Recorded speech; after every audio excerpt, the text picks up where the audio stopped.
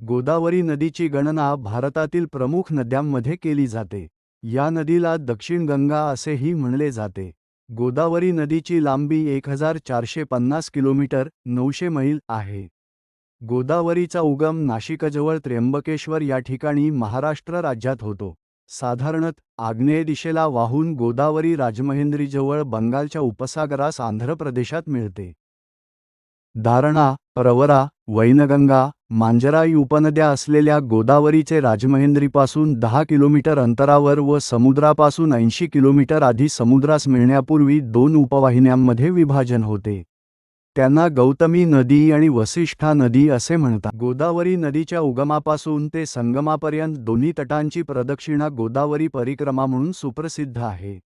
गोदावरी, उगम त्र्यंबकेश्वर, मुख काकीनाडा, बंगालचा उपसागर, पाणलोट क्षेत्रामधील देश महाराष्ट्र, कर्नाटक, आंध्र प्रदेश, मध्य प्रदेश, ओडिशा. लांबी 1465 किलोमीटर 910 मैल.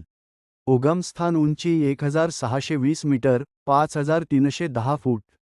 सरासरी प्रवाह 3505 घन मी. से 1,23,800 घन फूट. से.